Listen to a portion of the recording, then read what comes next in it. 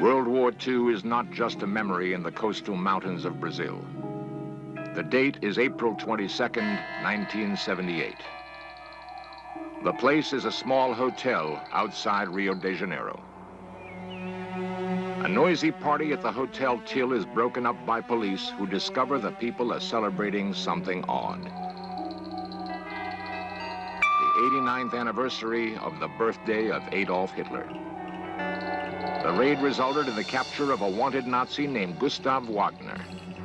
The capture was made possible by Simon Wiesenthal, who is known as the Hunter, for he has brought more than 1,100 Nazi criminals to justice.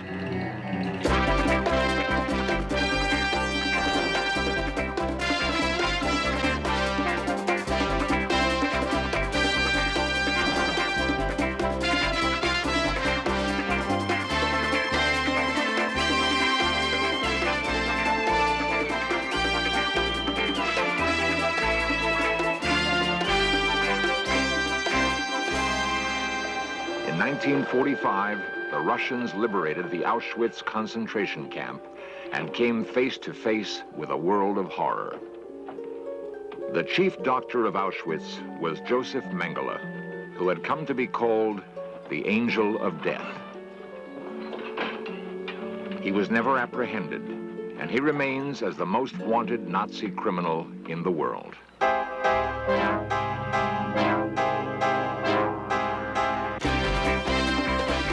This series presents information based in part on theory and conjecture. The producer's purpose is to suggest some possible explanations, but not necessarily the only ones, to the mysteries we will examine.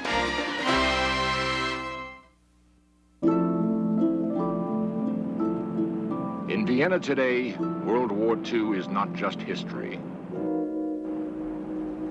Every corner of the city holds memories of the war, especially for those who cannot forget.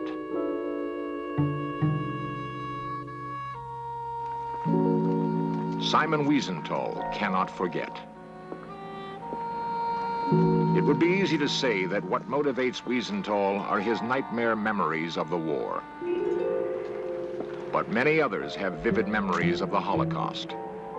Yet Wiesenthal is the only man who remains as a Nazi hunter. From the beginning, what drove Wiesenthal was his will to impose justice. And from the beginning, Wiesenthal's will for justice has been matched against Josef Mengele's will to escape it. Josef Mengele was a doctor of philosophy and medicine who performed horrifying experiments on humans and was responsible for the deaths of hundreds of thousands of people.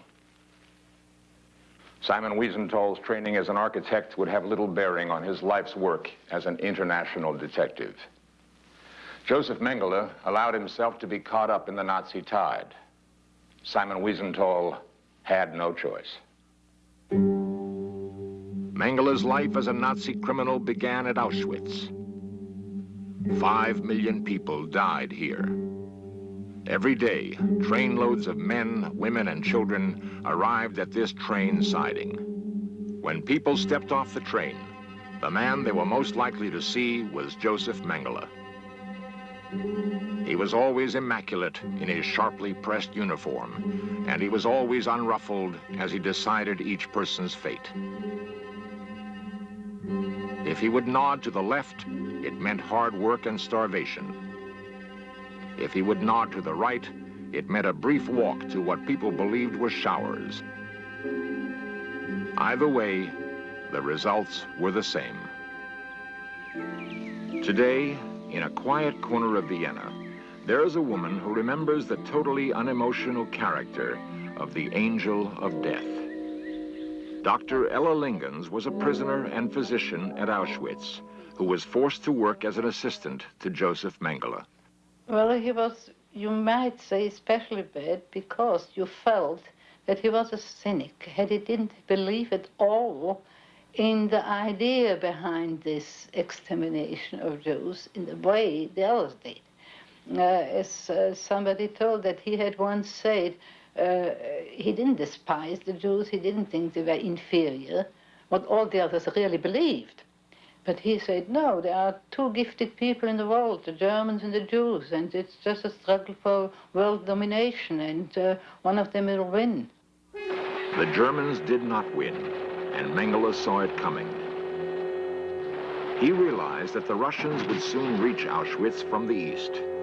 So he headed west, towards the Allies who were liberating Europe, and towards his home. While the entire continent was reeling from the shocks of war, Mengele actually had his Auschwitz chauffeur drive him home. Home was near Munich, in the Bavarian town of Günzburg, where the Mengele family owned a large factory and was the largest employer in town. Even today, In Search of crews encountered outright hostility when trying to film there. Mengele would remain in Günzburg totally free for almost 6 years.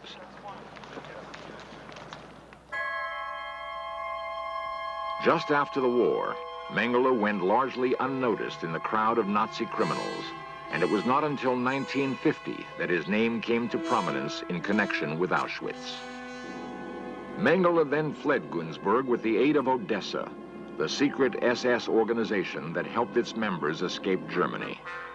He went to Italy, making the border crossing at Reichenpass, near the northern Italian town of Merano. From Italy, Mengele sailed to Buenos Aires, Argentina. He arrived here sometime in 1952. Mengele found it easy to hide in Buenos Aires. Large German migrations in the last century created what are now substantial German colonies in South America. These colonies were natural havens for Nazis on the run at the end of the war. Mengele not only lived here on Sarmiento Street as a free man, but actually practiced medicine without a license in this house. He is reported to have met in this palace with Argentina's then president, Juan Domingo Perón. With this kind of protection, Mengele felt completely safe. But he could not know that his safety was only temporary. In Vienna, Mengele's movements had been carefully reconstructed at a place called the Center for Documentation.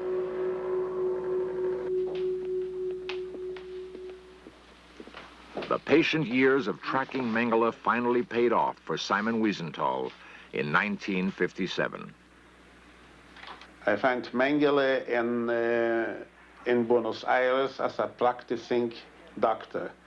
I give the information to the German, to the court in Freiburg and Breisgau, and through Bonn and through the German ambassador in Argentina, they asked for extradition. Virties 968 was the address of the house where Wiesenthal found Mengele. It would take almost 2 years, until 1959, before Argentina replied to Germany's request for Mengele's extradition. Argentina's answer came as a shock. The Procurador de la Nación give the answer: the crimes of Mengele are political and not criminal. And I think this was the green light for Eichmann, because if they don't extradite a man who was in charge of field operations to send hundreds of thousands of people to the gas chamber, and they see in this crimes a political crime, they would not extradite Eichmann. Adolf Eichmann was kidnapped in Buenos Aires in 1960. His capture was the direct result of information supplied by Wiesenthal to Israeli agents. Eichmann's trial lasted 9 months, and as Wiesenthal had hoped, it reminded the entire world of the Holocaust. But Eichmann's capture also had another effect. Josef Mengele vanished from Buenos Aires.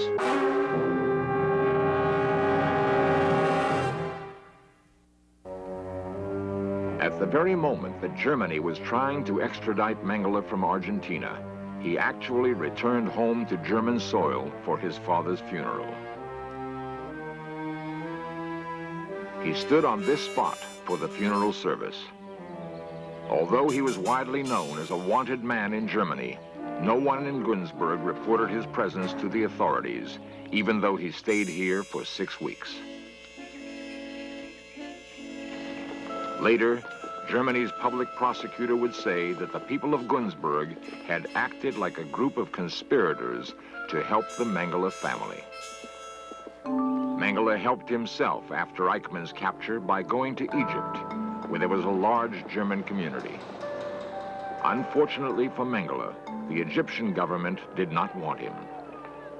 The Eichmann trial had created a strong anti-Nazi sentiment throughout the world, and the Egyptians did not want to antagonize the Americans or the Russians. Mengele's German comrades in Egypt chartered a yacht to take him to the remote Greek island of Kitnos. These photographs were taken by a reporter hired by Wiesenthal. The reporter was part of a group sent by Wiesenthal when he discovered Mengele was on the island. But it was too late. Mengele had sailed away 2 days before the group arrived. South America had kept him safe for most of the last 10 years, so he went to the heart of the continent. Josef Mengele, now Jose Mengele, openly became a citizen of Paraguay in 1960. He could not have picked a safer place. A big number of Germans emigrate after the war to Paraguay, after this war to Paraguay, and they reorganized the police, and today many of the children of the SS are today members of the police in Paraguay. And the small Jewish colony in Paraguay, they receive every week threats from the Germans. When something will happen against Mengele, they will kill them. And I had here in my office a delegation of this Jewish community from Paraguay, and they asked me to promise them to do nothing against Mengele in Paraguay because their life is in danger. And I believed them. Even so, Mengele did not feel entirely safe in Paraguay. During his first years here, he kept moving from place to place in the capital city of Asunción. He is known to have stayed at the Hotel Colonial, which is now a bank. His neighbors at the Hotel Astra would hear him in this corner room, screaming in the night. Number 508 on this street was probably his last residence in the city. Even though Mengele is never sure about his own safety, he is legally free in Paraguay. The fact is, however, he is wanted by several countries. One of these is the Federal Republic of Germany. Its ambassador to the United States, the Honorable Bernd von Staden. Josef Mengele continues to be a wanted man and will continue to be a wanted man until he is put on trial or until he dies. It has been our policy from the very beginning to prosecute and to put to trial these criminals ourselves wherever we could. And it is in line with this policy that whenever we find out that a criminal is abroad in a third country and we have sufficient certainty of a crime committed to ask for extradition, it is a policy consequently then to ask for extradition. But Paraguay's President Stroessner, who is himself of German descent, has always refused to give up Mengele. On Washington's Embassy Row, diplomacy calls for polite language, even in the most strained circumstances. The Minister of the Embassy of Israel, the Honorable Hanan Baron. I certainly would very much hope indeed that if Josef Mengele or any other Nazi criminal would be discovered and caught in any country, that this country would find it in its own ways and means to bring the person to justice, and if it cannot do so, to extradite him as quickly as possible to either Israel or to a country in which he can be brought to justice. I cannot perceive and conceive of a responsible government in the world which would not want to have Nazi criminals brought to justice. The efforts to obtain Mengele's extradition proved to be fruitless. Nevertheless, Mengele's fear of capture drove him deeper into the heartland of Paraguay. His destination was the remote eastern part of the country near the Paraguay River. Very few outsiders are seen here, and those that come to look for Josef Mengele do so at their own risk. Just before In Search of arrived, 2 film crews, one British and one Belgian, had their film destroyed and were expelled from the country. In Search of could only film using a camera hidden inside a car. Mengele spent a lot of time in the Paraguay region on the estate of Alban Krug, a wealthy German industrialist who surrounded him with 4 bodyguards. But what protects Mengele more than anything else is his uncanny ability to avoid capture. This is the German-style resort town of Honau in central Paraguay. It was here in 1964 that Mengele came closest to being apprehended. A group of survivors of Auschwitz learned that Mengele was staying at the Hotel Tyrol. They came here and rushed up to his room, only to find it empty. Mengele had left just 10 minutes earlier, after receiving a warning phone call. He was in such a hurry that he left in his pajamas.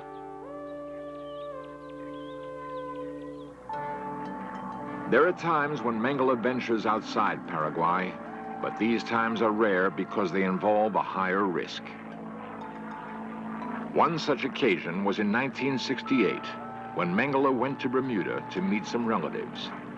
Wiesenthal learned about the trip and immediately sent a man to verify Mengele's identity.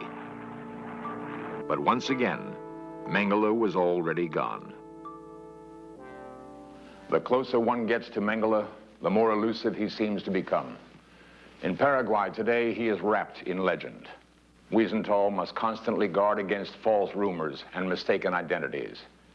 Wherever Mengele is in Paraguay, he has the protection of the Stroessner regime. There are times when even the remote Paraguay region does not seem safe enough. Mengele then takes refuge in a large military zone in central Paraguay. It is a place so secure that even the Paraguayan police cannot enter it. In 1977, 2 events involving Mengele took place that are here reenacted for In Search of. One of the last times Mengele was reliably spotted was when he was seen talking to 2 unidentified men on the Brazilian side of the Paraguay River. Border checkpoints are few and far between here, and there is no record of his having made a border crossing. The most recent attempt to capture Mengele was made in that same year, when it was discovered that he was due to cross the border from Paraguay to Argentina at a given place and time. On that day, several agents were placed on the Argentine side of the border.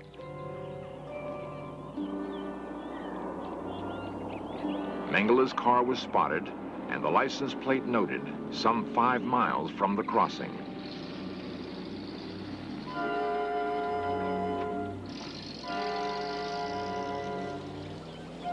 But at the last minute, the car turned around and headed back into the Paraguayan interior. Today, Mengele's whereabouts can only be pinpointed by checking the most reliable sources in Paraguay itself. In Search of made contact with members of Paraguay's opposition party, who verified that this hardware store belongs to Josef Mengele. Those same sources brought us to the small town of Altos. This road, which leads to a well-guarded gate which we were unable to photograph, is the access to a hacienda named Campo Condesa de Cue, where Mengele lives today.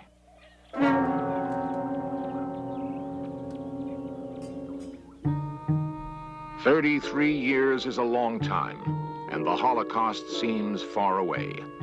Now, there are two men who remain as living symbols of that moment in history. The hunted is 67. The hunter is 69. Look, if he will die before me, he will not die in peace, because he has no rest. He is going from place to place. And this is also a part of a sentence. And you cannot make a deal with the Lord that I must survive Mengele. My last wish will be, in this case, to get Mengele. But nobody knows. I hope always that there's no perfect crimes, and even the biggest criminal and the best criminal make a mistake, and I'm waiting for his mistakes.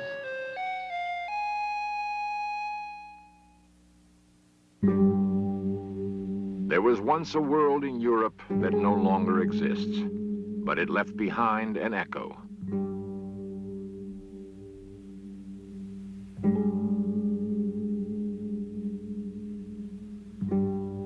The history of man is a history of crimes, and especially the Jewish history is a history full of repetitions.